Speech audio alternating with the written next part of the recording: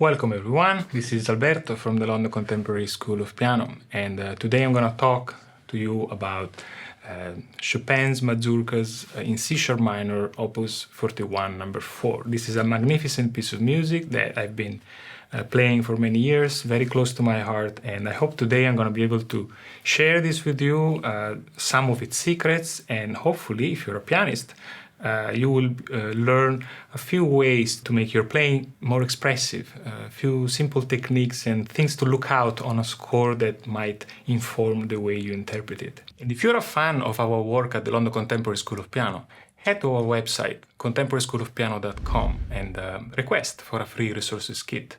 It will include materials featured from our YouTube tutorials, including this one. So there are a few things that us modern people wonder when we are in front of a mazurka written 200 years ago. What is a mazurka? And why would a composer such as Chopin will choose a mazurka as a way to express himself? This is a very important question, and if we don't have a general sense of why would a composer do an operation like that, I think we're going to miss quite a bit. So a mazurka is a traditional dance form from Chopin's culture, Polish culture, and it takes various forms. It can be fast and slow. It's generally in 3/4. And has a particular way of being accented. Sometimes is on beat 2, the accent is on beat 2, sometimes is on beat 3, which is quite different, for example, from another very famous dance in 3, which is the waltz, which tends to have the accent on 1.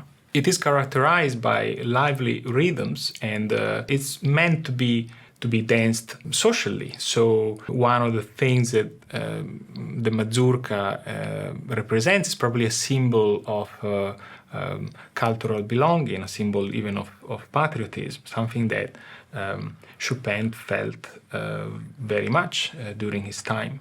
So as a piano genre, Chopin transformed it from a rustic and rural kind of music into a poetic art form. And he managed to merge the rhythm and the style, its exuberance and sometimes deep lyricism, with his romantic piano technique and his own personal poetic world.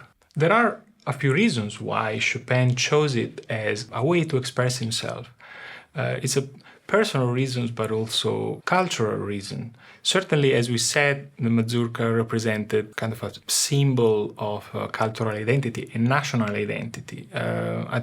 During his time, during Chopin's life, Poland was split in parts, and so he was also personally, he was exiled. He lived in Paris for a great part of his life, and so he felt this nostalgic connection with the homeland. The mazurka became a sort of personal journal where he could express his melancholy and nostalgia for somehow lost land.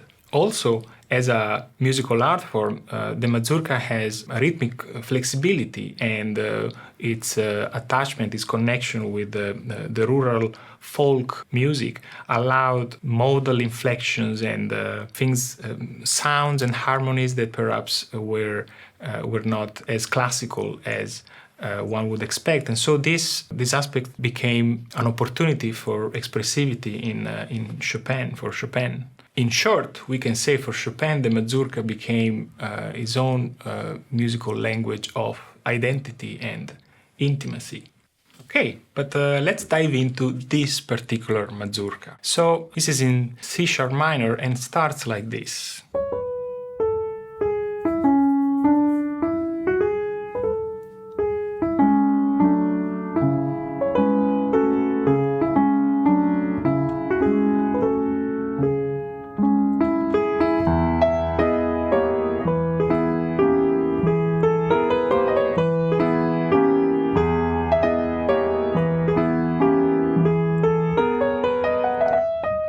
Okay, It is a great delight for me to work at the school and help students such as yourself transform their playing. So go to our website and you can ask about booking a class, or perhaps you want to leave us an inquiry and tell us a bit about yourself. It will be great to meet next time in front of a piano. You can tell the dance rhythm is inherent part of this music. It's very repetitive, very circular. At this stage, it's quite elegant, it's quite refined. Let's look at the melodic contour. We will find that the melodic contour is very circular.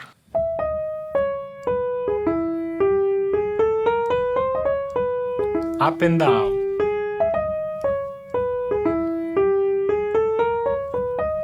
Up and down. And the opening theme in C sharp minor does the same. Up and down. There is nothing peculiar about this melody. The contour of the melody is very repetitive and very regular. How come the greatest melodic composer of the 1800s, how come he decided, he found this melody particularly interesting? I argue that the interest and the expression of this melody is not in the notes per se, but in the details. For example, he decides to write dotted rhythms. Para, para, para. That dotted rhythm is a sign of tension, liveliness, and even though we might choose to play this rather slow or a medium tempo, it's best to not lose track of this dotted rhythm, because this is what this music gets is motion forward. Think about the second exposition of the theme, this time in major.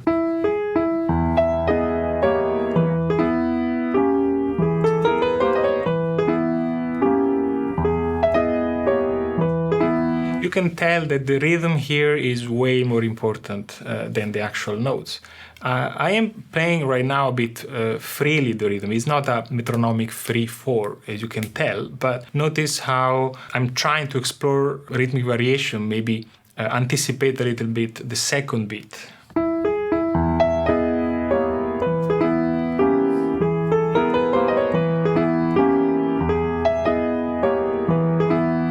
This rhythm is, while not regular, is, I would say, more engaging for someone who wants to dance, and this is the folk aspect of this melody. Now, the question is, how fast should this be? Well, Chopin writes maestoso. Maestoso is in Italian for majestic, but to be perfectly fair with you, I don't find this melody, this music, majestic.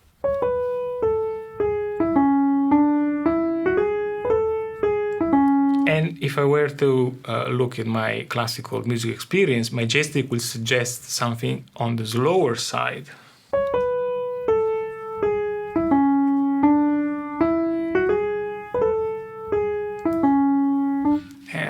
I don't think it works, but perhaps Chopin writes majestic and so on the slower side to describe an attitude, a feel with regard to the entire piece of music. And later on, it will become majestic.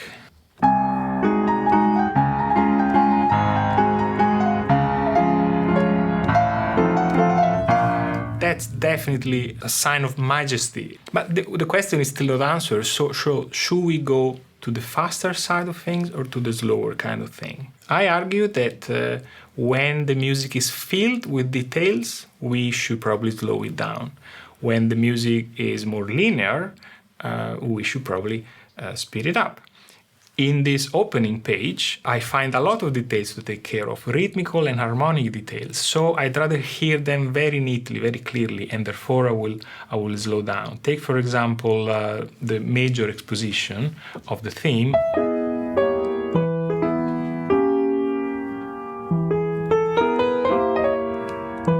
There's a lot of tiny intricacies there that I want to be able to hear clearly.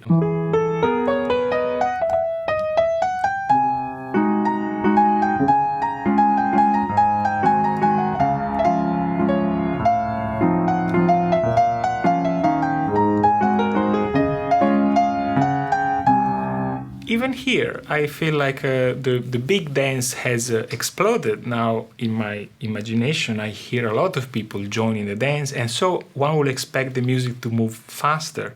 But there is still a lot of details going on. This chromaticism.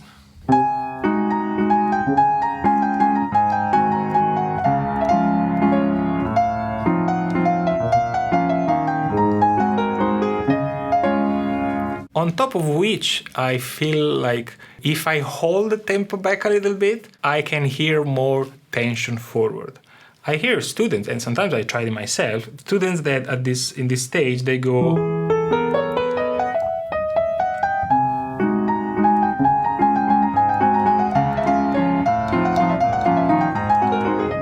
That's not a dance, that's clearly a run. I really recommend you to hold back and enjoy the tension of this moment, particularly later when it goes in triplets.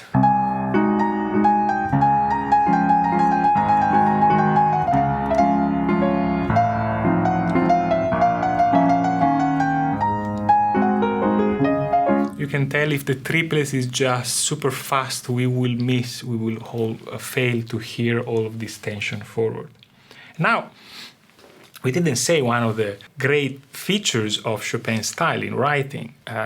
Yes, he wrote a mazurka, and yes, the mazurka starts from the very beginning, but he decides to start from far away. How does he do that? Well, the whole piece starts with no introduction, straight here.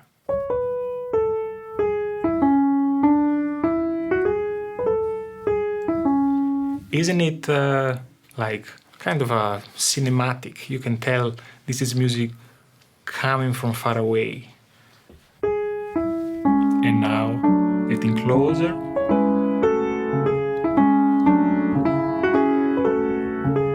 Closer.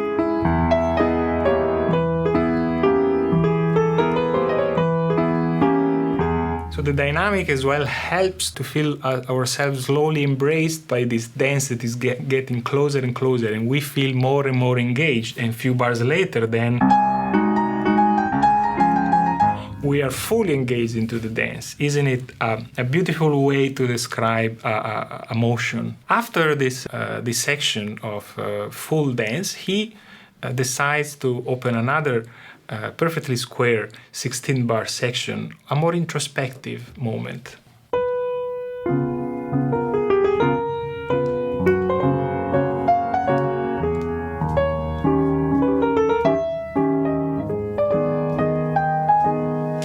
Isn't it delightful? This melody is now much more unexpected in its contour. Yes, it keeps going up and down, but more personalized, let's put it this way. I will call this section hesitant. This music speaks to me of hesitation.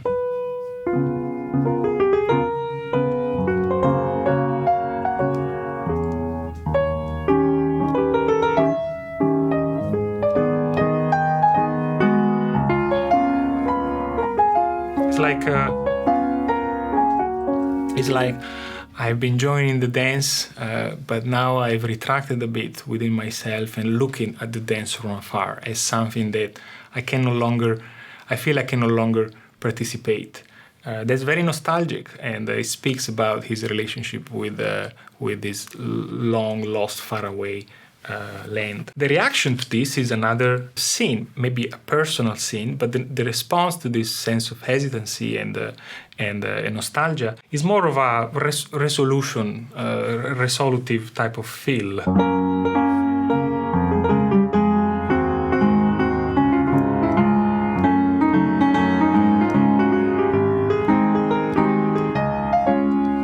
This clearly has a bit more an assertive tone, and we can tell section by section that the expressivity of this music is not necessarily in the way we play the single bar, the single phrase, but in the way we make one section contrasting from the other. The first section, it was a big crescendo from far away up to the middle of the dance. The second section was introspective and nostalgic. This one now is a more resolutive tone. And the next one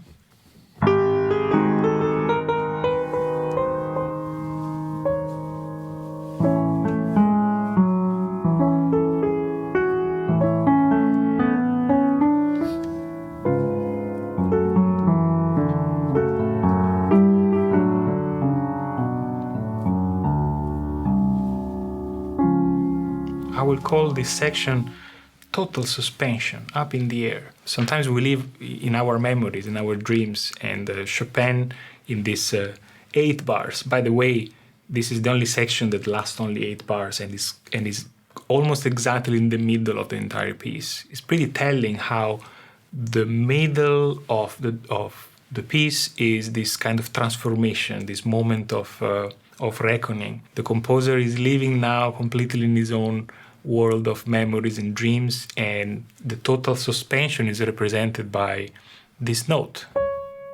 How about?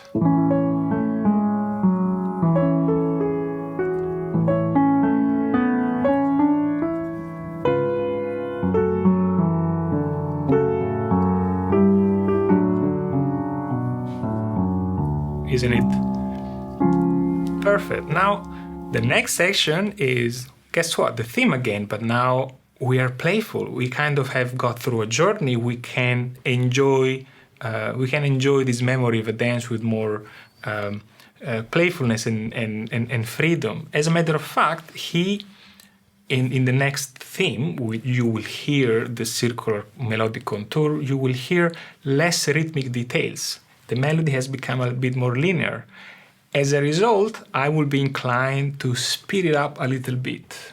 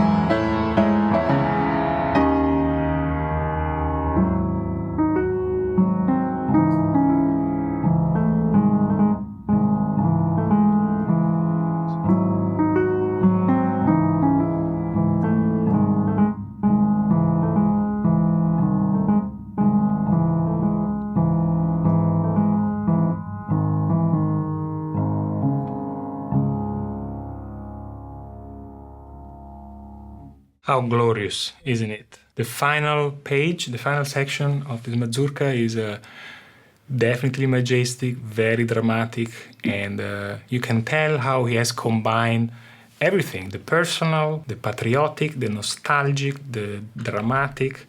Is magnificent. The journey that leads to make this last page so meaningful and so powerful is necessary. We need to go through all these stages, through all these scenes, personal and social scenes, in order to find this musical, I would call it musical, full satisfaction in the last page. I really hope you enjoyed this little journey through this mazurka. And by the way, I do have a course on how to play Chopin, which is available on the London Contemporary School of Piano website. I teach there some of these tricks, and I focus on certain techniques of some of the most famous and most loved Chopin's pieces of music. So if you're interested, head there and inquire about it. I hope to see you again with another perhaps beautiful piece of music like this one, and see you the next time.